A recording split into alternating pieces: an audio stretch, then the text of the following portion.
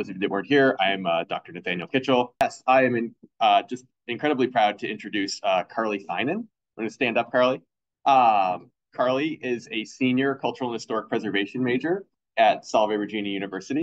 Karlee has taken on the challenging task of trying to unravel the stratigraphy of an excavation I conducted recently at the Weirs Beach archaeological site in Laconia, New Hampshire. And for various reasons, which I know she will explain, the stratigraphy there and the archaeological deposits there are complicated with a significant history of earth-moving events. And so with that, it's my absolute pleasure. Those of us at Salve are very, very proud of Karlee. So I'm thrilled to have her here presenting her research, which is formed a part of her senior thesis. So please join me in welcoming Karlee to the NHAS meeting. Hello, my name's Karlee Feinen, as Dr. Kitchel has previously mentioned. I am a senior cultural and historic preservation major at Salve Regina University.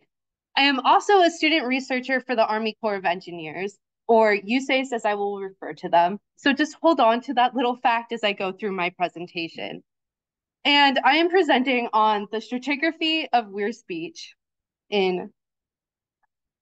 let's get a little orientated with the site itself.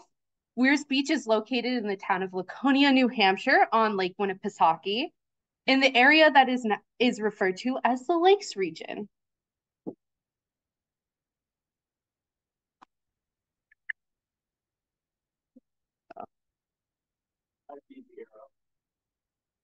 Yeah. Oh, the computer arrow.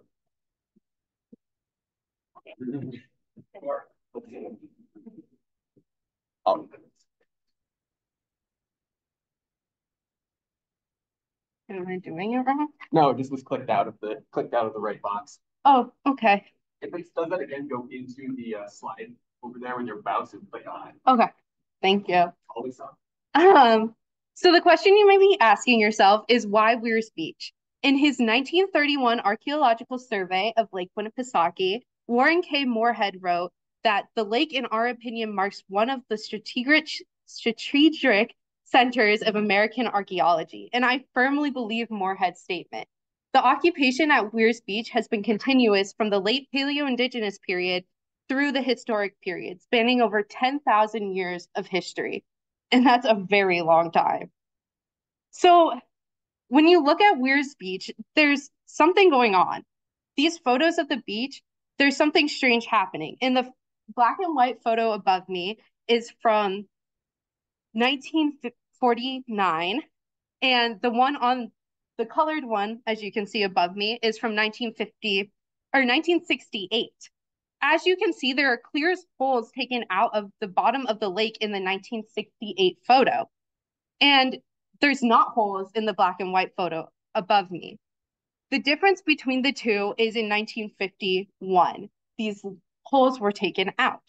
The other difference is that in the 1948 photo, there's no beach present. These were the first photos that Dr. Nathaniel Kitchel showed me about the site, and I was naturally intrigued to see what was going on with these holes. So the first thing that I needed to do was research, and a lot of it. Based on Dr. Kitchel's initial research, he guided me to look at the U.S. Army Corps of Engineers, or USACE. Now, if you remember from my intro slide, I actually worked for USACE, and I had an advantage of knowing the databases and where information might be kept on the site. So the first place I looked is the USACE library, and I found that earth-moving events and human modifications to the lake have started in the 1800s, with mill companies constructing dams along the Merrimack River in hopes to capitalizing on the hydraulic power of the river. Now, there's one company that I really focused on, and that is the Winnipesaukee Lake Cotton and Woolen Company. This company built mills directly on Lake Winnipesaukee, leading to the substantial and noticeable rise in the lake levels. This company became my focus on my research. The company built its biggest and first dam, the Lakeport Dam, in 1809.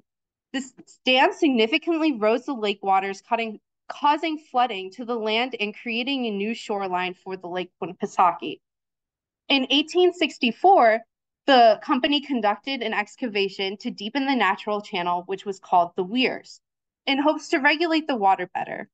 However, nothing more is really recorded about this event other than it happened. But in 1851, a more solid dam was constructed to replace the Lakeport Dam. This is the first major change I found happening to the lake, and I was feeling pretty good. Dam rose lake levels. But what did this have to do with the Army Corps of Engineers? This is when I learned of a little act called the Rivers and Harbors Act of 1879.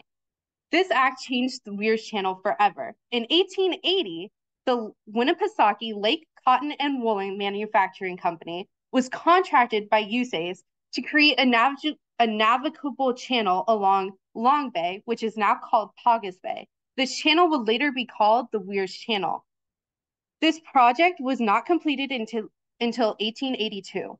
The original contract called for over 3,000 cubic yards of dredging. However, only 1,540 cubic yards of dredging was recorded to be completed. And this is a lot of material that is coming from the lake bottom. There's no record on where this material went or what happened to the site after this initial project. However, this sent me down a rabbit hole of research. As a result of the work completed by USAID in 1882, a rocky shore formed along the west side of the Weirs Channel. By the 1930s, this rocky shore had turned a little sandy, forming the base of what would later become known as Weirs Beach. As you can see in the pictures above, there's a rocky a rocky beach that is forming, and people did use it to swim on the lake. However, this is not the Weirs Beach that we know today. And the creation of the Weirs Channel was the initial event that forever changed Weirs Beach and tied it to the USAID. So in the 1950s, USAID continues work on the site. In 1851, they obtained money for maintenance of both Weirs Beach and Weirs Channel. Weirs Beach has become a popular site for swimmers now. This included a jetty and groin shown above on each side of the beach. The goal was to extend the beach in hopes to stabilize it because it wasn't a natural beach, so sediments were kind of leaving the beach. USAID also dredged the channel at this time and added more materials to the beach as part of the stabilization effort. This time, the sediments from the dredging were actually recorded to be placed on the beach, accompanied with sediments from the neighboring town of Guilford. Again, in 1858, 2,000 cubic yards of sediment were added to the beach in hopes to prevent erosion. So what does all of this mean for Weirs Beach as an archaeological site? The dam building rose the lake levels, submerging the original shoreline of the lake. Historic earth-moving events established Weirs Beach, subsequently disturbing the stratigraphy at Weirs Beach. They also directly placed soils and materials from the lake bottom on top of the beach. All of this information will be key in my later analysis of the site. So now that I understood the history of earth-moving events at the site and a little bit more about the stratigraphy, I looked into previous excavations that happened at the site. During Warren K. Moorhead's, shown above in the nice suit, he's really prepared for archaeology there. In his 1931 survey of the area, he reported finding fishing weirs at the site. He also stated that there was a large occupation village present stretching 2/3 of a mile in length. I found all this information really interesting, and I kept coming back to it, but my main focus was on Dr. Charles Bollion's excavation of the site. He's right above me there. His excavations of Weirs Beach took place in the summer of 1976 and 1978. Dr. Bollion's work of the site consisted of a survey before a parking lot was placed over where he originally dug. The first thing I looked at was the stratigraphy and how he described it. He noted that the top layers of stratum were disturbed, but there was undisturbed levels below it. In portions of the undisturbed strata, there was pits and post holes that would go deep into the layers. These pits of disturbance were hypothesized by Dr. Bollion as a woodland period occupation of the site. However, he doesn't further explain this claim, and no further research was done on this. But the most important aspect of Bullien's excavation were the artifacts found there. He establishes that there was a late Paleo-Indigenous population that stretched all the way to the late Archaic periods. Bullien notes that he finds Plano technology that dates to 9,615 plus or minus 225 years before present. What he would refer to as Plano technology would actually be referred to now as Agate Basement variant. Bullien also found stratum found mixed within the same stratum, Neville and Stark points. He was able to date these points to 7,315 plus or minus 195 years before present.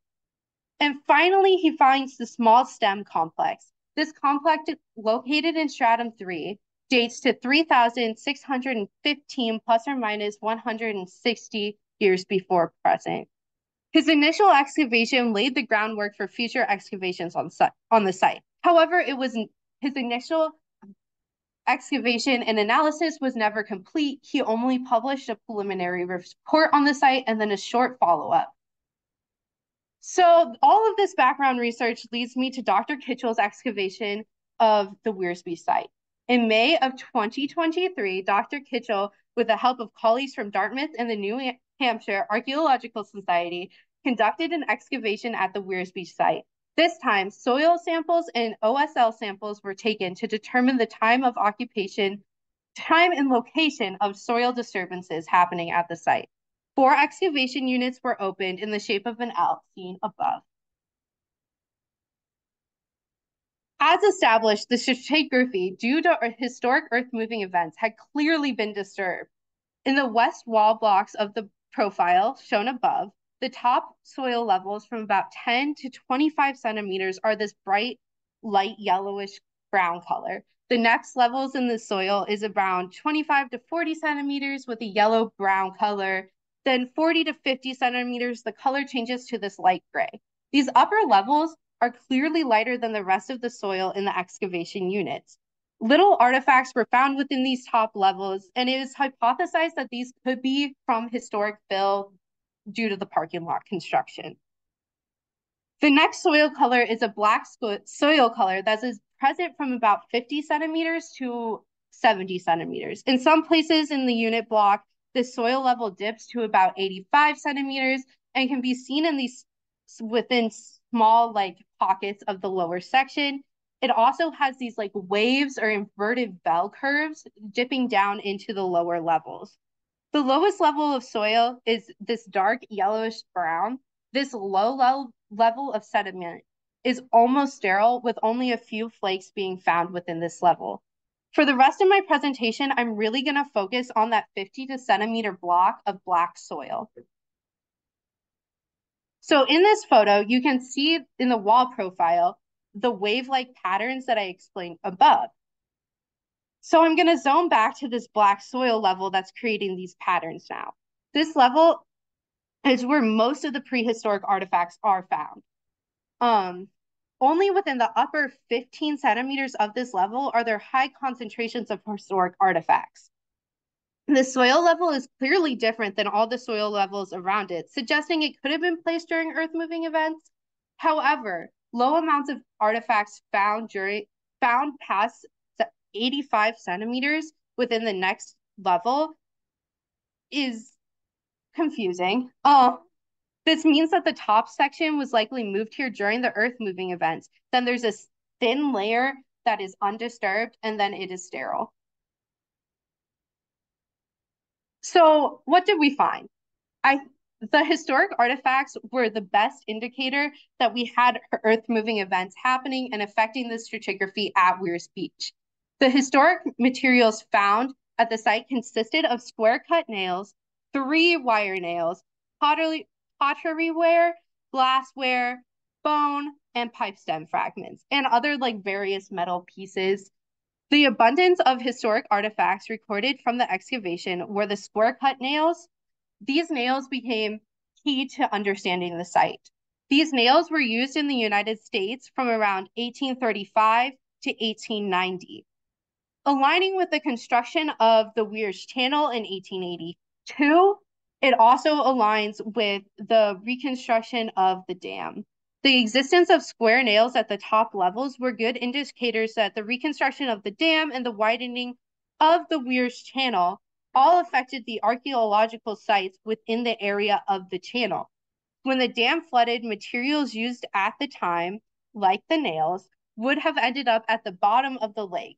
And when USAs came in to start dredging and earth moving events, this would have mixed these historic materials with the prehistoric artifacts.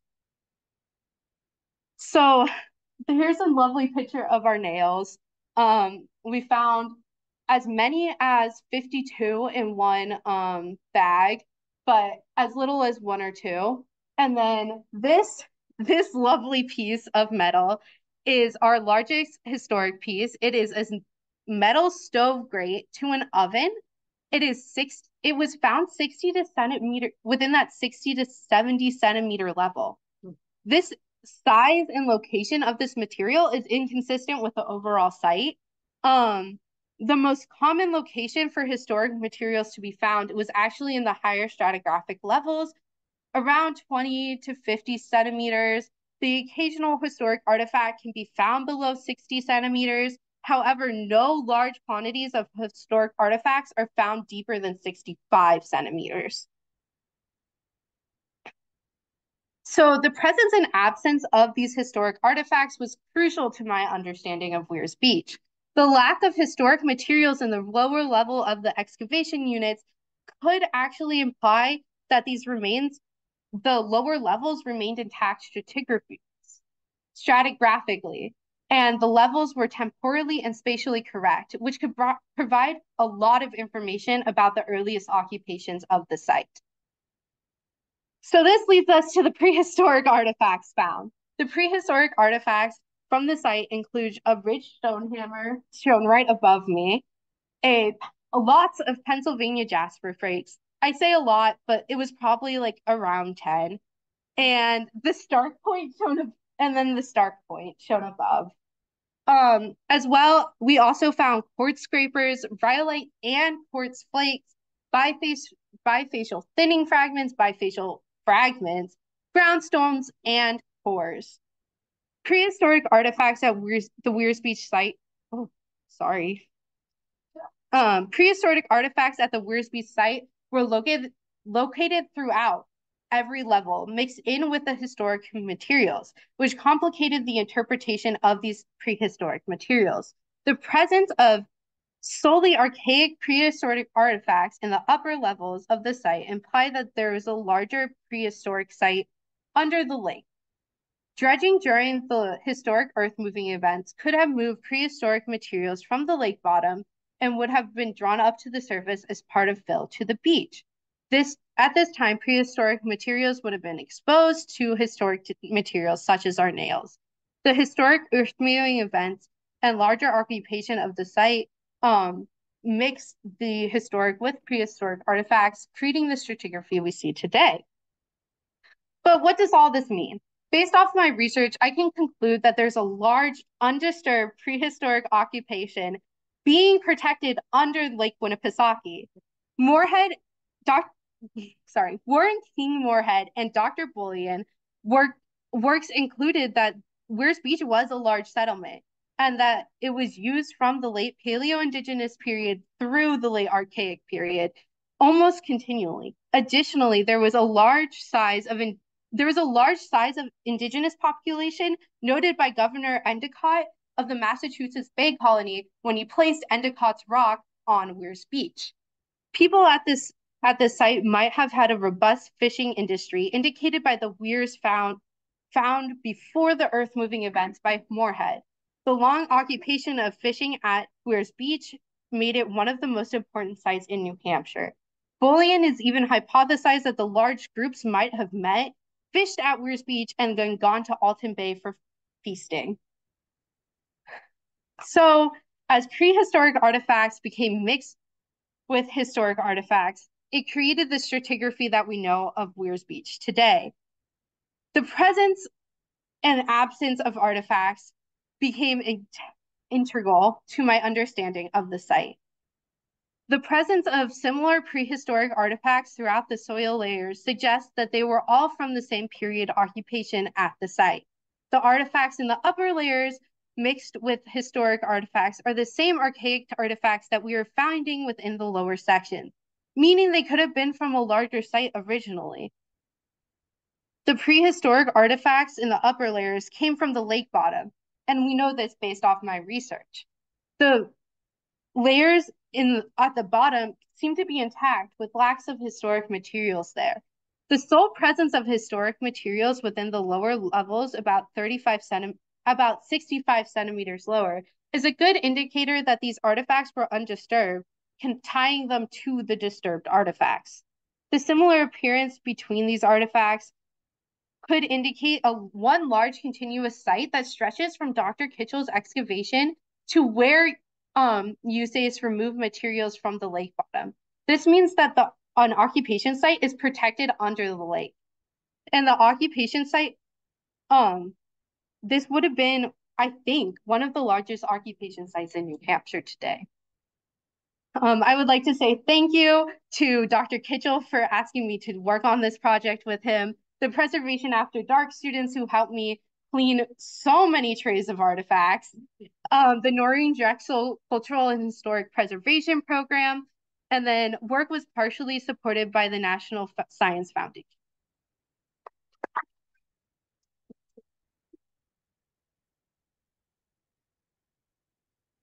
Yeah. Yeah. A couple of comments. One thing that you might consider in terms of the small stem component, during the hypsothermal, the lake level was a lot lower. And in Shelburne Pond, for example, Vermont, just outside of Burlington, that pond level was 15 feet below what it is today. And there are actually wave lap cliffs or shelves in the bedrock. So looking at bathymetric charts and drop it 15 feet and see what you get. The other thing, Lake Champlain around Colchester Bay, we have the same phenomena because Lake Champlain is controlled by the bedrock outflow going north into the St. Lawrence. And it's risen 20 feet in the last 7,000 years, which means that the lake level has risen 20 feet. So what's happening now is that when the lake freezes, the ice goes to the bottom. When it breaks up in the spring, that ice flow scours the bottom of the lake and brings it up onto the shoreline, and then the ice melts. So you can walk along the shore today and you'll find Otter Creek points on the beach top. So you may have other factors entering into that process that you're looking at. The other thing is that obviously that black midden soil at the bottom has been scalped. So you can't tell how high that was before that scalping process. I worked on another similar site like that in the on the Connecticut River south at Wemco, Riverside and Turners Falls. We have a midden site that's exactly what the Weirs looks like, and it's about 4 feet thick. We have a continuous occupation for or early archaic right on through to Lake Winnipesaukee. But it's not been scalped. But what I will caution you in terms of the stratigraphy, don't expect the black midden to be stratigraphically layered and perfect, because every time people came back there, they excavated into the midden soil that was already there. So while you may find pretty consistent Neville Stark components towards the bottom, you may also find them at the top of that midden, simply because they've been excavated out by the people that came to visit. That soil goes on their surface.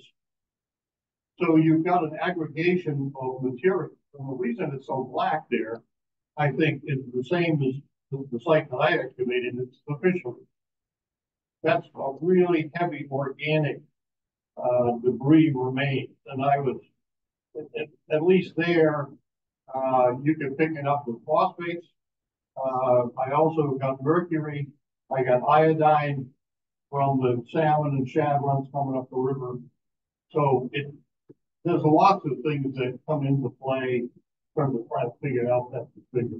Yeah, I know for the dark layer that Charles Bullion actually did test it for the fish component, the fishing component.